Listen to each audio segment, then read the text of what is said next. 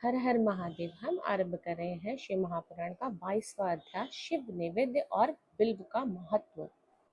ऋषि बोले, हे सूत जी, हमने पूर्व में सुना है कि शिव का नैवेद्य ग्रहण नहीं करना चाहिए। इस संबंध में शास्त्र क्या कहते हैं, इसके बारे में बतलाइए तथा बिल्व के महत्व को भी स्पष्ट कीजिए। सूत जी ने कहा, हे मुनियों, आप सभी शिव व्रत का पालन करने वाले हैं, इसलिए आपको प्रसन्नता पूर्वक सारी बातें बतला रहा हूँ। आप ध्यान पूर्वक सुने। भगवान शिव के भक्त को जो उत्तम व्रत का पालन करता है तथा 12 भीतर से पवित्र व शुद्ध है, अर्थात निष्कामना भावना से भगवान शंकर की पूजा अर्चना करता है, शिव नैवेद्य का अवश्य भक्षण करना चाहिए, क्योंकि नैवेद्य को देख लेने से ही सारे पाप दूर हो जाते हैं। उसको ग्रहण करने से बहुत से पुण्यों का फल मिलता है।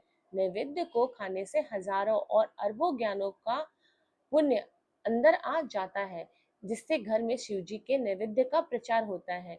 उसका घर तो पवित्र ही नहीं बल्कि वह साथ साथ के अन्य घरों को भी पवित्र कर देता है। इसलिए सिर झुकाकर प्रसन्नता पूर्वक एवं भक्ति भावना से इसे ग्रहण करे और इसे खा ले।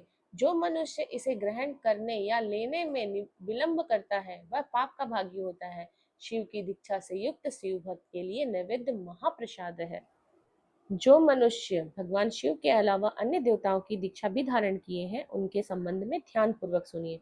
ब्राह्मणों, जहाँ से सालग्राम शिला की उत्पत्ति होती है, वहाँ उत्पन्न लिंग में रसलिंग, पाषाण, रजत तथा स्वर्ण से निर्मित लिंग में देवताओं तथा सिद्धों द्वारा प्रतिष्ठित लिंग में केसर लिंग, स्फटिक लिंग, रत्न निर्मित लिंग तथा समस्त ज्योतिर्लिंगों में विराजमान भगवान शिव के नैवेद्य को ग्रहण करना चंद्रयान व्रत के समान पुण्यदायक है। शिव नैवेद्य भक्षण करने एवं उसे सिर पर धारण करने से ब्रह्म हत्या के पाप से भी छुटकारा मिल जाता है और मनुष्य पवित्र हो जाता है। परंतु जहाँ चंडालों का अधिकार हो, वहाँ का महाप्रसाद भक्ति पूर्वक भक्षण नहीं करना चाहिए। बाणलिंग, लोह निर्मित लिंग, सिद्ध लिंग, उपासना से प्राप्त अर्थात सिद्धों द्वारा स्थापित स्वयं भूलिंग एवं मूर्तियों का जहाँ पर चंडाल का अधिकार नहीं। जो मनुष्य भक्ति पूर्वक स्नान करके उस जल का 3 बार याचमन करता है, उसके सभी कायिक, वाचिक और मानसिक पाप नष्ट हो जाते हैं। जो वस्तु भगवान शिव को अर्पित की जाती है, वह अत्यंत पवित्र मानी जाती है। हे ऋषियों, बिल्व अर्थात बेल का वृक्ष महादेव का रूप है। देवताओं द्वारा इनकी स्तुति की गई है। तीनों लोकों में स्थित सभी तीर्थ बिल्व में निवास करते हैं, क्योंकि उसकी जड़ में लिंग रूप महादेव जी का वास होता है। इसकी पूजा करता है, वह निश्चय ही शिव पद प्राप्त करता है। जो मनुष्य बिल्व की जड़ के पास अपने मस्तक को जल से सींचता है, वह संपूर्ण तीर्थ के स्थलों पर स्नान करने का फल प्राप्त करता है। बिल्व की जड़ों को पूरा पानी से भरा देख भगवान शिव संतुष्ट एवं प्रसन्न होते हैं। जो मनुष्य बिल्व की जड़ों अर्थात मूल भाग का गंध, पुष्प इत्यादि से पूजन करता है, वह सीधा शिवलोक जाता है। उसे संतान और सुख की प्राप्ति होती है। भक्ति पूर्वक पवित्र मन से बिल्व की जड़ में दीपक जलाने वाला मनुष्य सब पापों से छूट जाता है। इस वृक्ष के नीचे जो मनुष्य एक शिव भक्त ब्राह्मण को भोजन कराता है, उसे 1 करोड़ ब्राह्मणों को भोजन कराने का फल मिलता है।